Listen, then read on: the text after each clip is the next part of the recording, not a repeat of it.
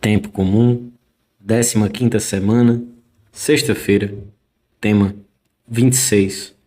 A Páscoa do Senhor. Pontos a meditar. 1. A Páscoa judaica. 2. A última ceia de Jesus com seus discípulos. O verdadeiro Cordeiro Pascal. 3. A Santa Missa, centro da vida interior. Pelo sinal da Santíssima Cruz, livrai-nos Deus nosso Senhor dos nossos inimigos. Em nome do Pai, do Filho e do Espírito Santo. Amém. Meu Senhor e meu Deus, creio firmemente que estás aqui, que me vês, que me ouves. Adoro-te com profunda reverência. Peço-te perdão dos meus pecados e graça para fazer com fruto este tempo de oração. Minha Mãe Imaculada, São José, meu Pai, Senhor, meu anjo da guarda, intercedei por mim.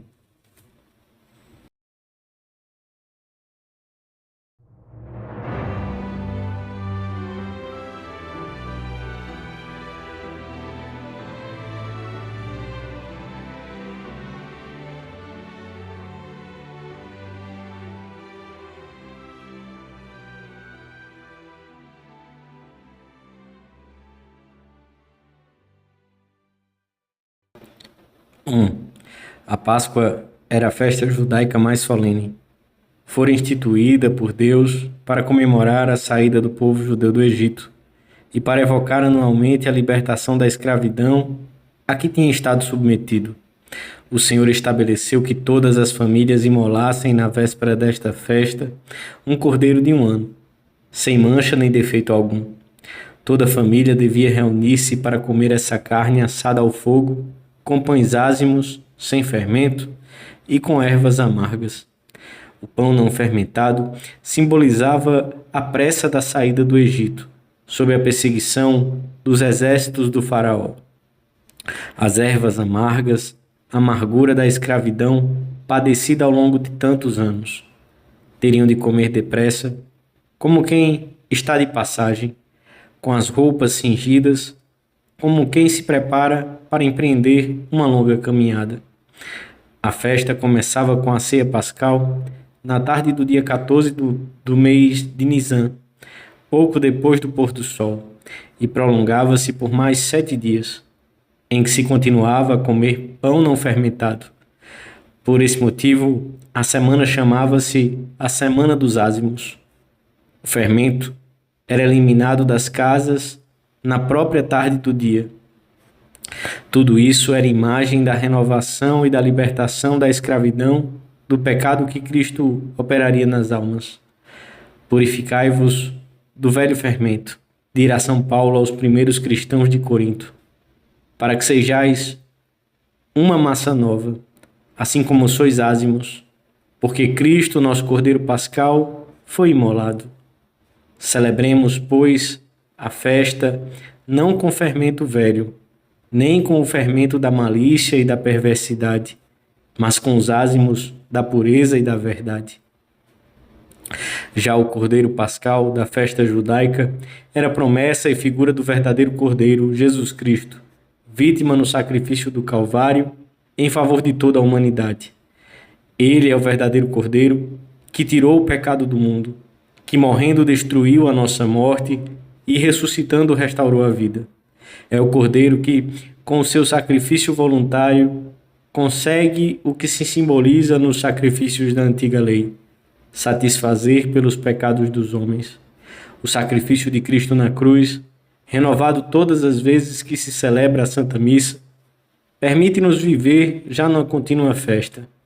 Por isso, São Paulo exortava aos coríntios a expurgarem o velho fermento, símbolo do que é velho e do que é impuro, para levarem uma autêntica vida cristã. A Santa Missa, vivida também ao longo do dia, antecipa-nos a glória do céu. Depois de tantos bens recebidos, podeis acaso não estar em festa contínua durante os dias da vossa vida terrena? Pergunta São João Crisóstomo. Longe de nós qualquer abatimento pela pobreza, doença ou perseguições que nos afligem. A vida presente é um tempo de festa, uma antecipação do que serão a glória e a felicidade eternas.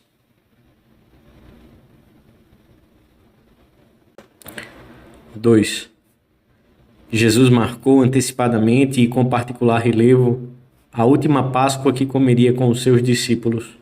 Diz que desejara ardentemente comê-la com eles. João e Pedro prepararam tudo o que era necessário: os pães ázimos, as verduras amargas, as taças para o vinho e o cordeiro que devia ser sacrificado no átrio do templo, nas primeiras horas da tarde.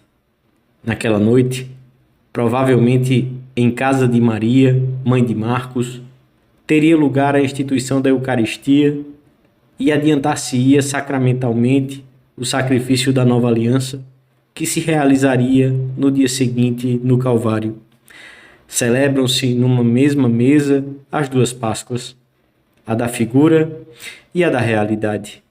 Assim como os pintores traçam primeiro na mesma tela as linhas do contorno e acrescentam depois as cores, assim fez também Cristo, utilizando os velhos ritos, estabeleceu a verdadeira Páscoa, a festa por excelência, da qual a anterior era somente uma imagem precursora. As ervas amargas relacionavam-se agora intimamente com a amargura da paixão que se abateria sobre o Senhor no Gólgota. De uma vez para sempre, com especial simplicidade e gravidade, Jesus substituiu, pois, o antigo rito pelo seu sacrifício redentor. Naquela noite, no cenáculo, teve lugar o acontecimento de que viveriam os homens de tantas gerações e que constitui o centro da nossa existência. Ó ditoso lugar, exclama Santo Efrem, no qual o Cordeiro da Páscoa sai ao encontro do Cordeiro da Verdade. Ó ditoso lugar! Nunca foi preparada uma mesa como a tua, nem na casa dos reis, nem no tabernáculo, nem no Sancta Sanctorum, com as palavras "Faze isto em memória de mim", o Senhor estabeleceu que esse mistério de amor pudesse repetir-se até o fim dos tempos, concedendo aos apóstolos e aos seus sucessores o poder de realizá-lo. Como devemos estar-lhe agradecidos por participarmos de tantos bens que recebemos na missa, e de modo particular no momento da Sagrada Comunhão. Temos tão perto de nós o próprio Cristo, que se deu plenamente aos seus discípulos e a todos os homens naquela noite memorável. Agora podemos dizer ao Senhor, na intimidade do nosso coração: eu te amo, Jesus, Senhor Jesus, minha alegria e descanso, com todo o meu coração, com toda a minha mente, com toda a minha alma e com todas as minhas forças. E se vês que não te amo como deveria, ao menos desejo amar-te, e se não o desejo suficientemente, pelo menos quero desejá-lo desse modo.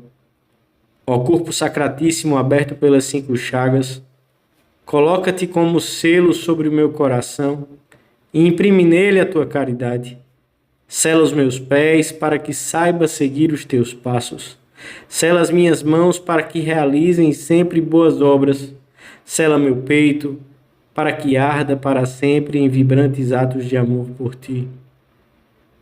Ó sangue preciosíssimo, que lavas e purificas todos os homens, lava minha alma e põe um sinal no meu rosto, para que não ame a ninguém, senão a ti.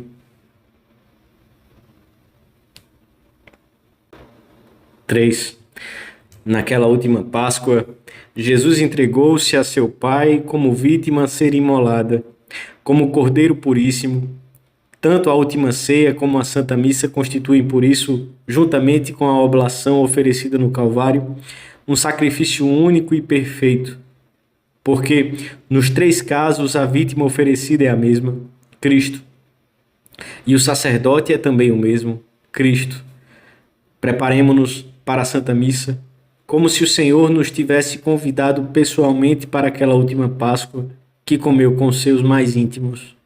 Todos os dias devemos ouvir no nosso coração, como dirigidas unicamente a nós, aquelas palavras do Senhor: Desiderio, desideravi hoc, Pascha, Manducare e Vobiscum. Desejei ardentemente comer esta Páscoa convosco. É grande o desejo de Jesus, são muitas as graças que nos prepara. Conta-se de São João de Ávila, que ao receber a notícia da morte de um sacerdote que acabava de ordenar-se, perguntou imediatamente se tinha celebrado alguma missa. Responderam-lhe que só tinha podido fazê-lo uma vez. E disse que o santo comentou: de muito terá que prestar contas a Deus. Pensemos hoje, nestes minutos de oração, em como celebramos ou em como participamos do santo sacrifício do altar. Como são os desejos, a preparação, o empenho por evitar que outros assuntos ocupem a nossa mente, os atos de fé e de amor neste tempo, sempre curto, que dura a Santa Missa, e a ação de graças depois da comunhão. Devemos procurar que a Santa Missa seja a raiz de toda a nossa vida.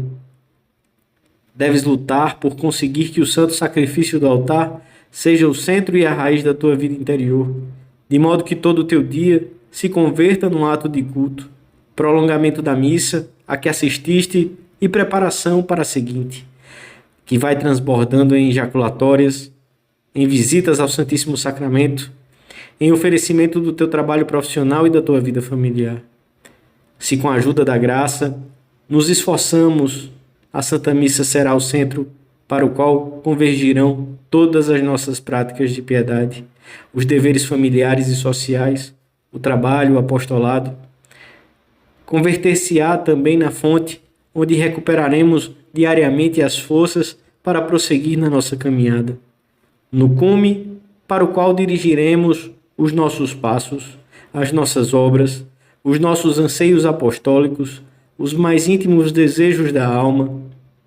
Será também o coração onde aprenderemos a amar os outros com os seus defeitos, parecidos aos nossos, e com as suas facetas menos agradáveis. Se cada dia conseguirmos amar um pouco mais a Santa Missa, poderemos dizer ao Senhor depois da ação de graças, da comunhão: afasto-me um pouco de ti, Senhor Jesus, mas não me vou embora sem ti, que és a consolação, a felicidade e o bem da minha alma.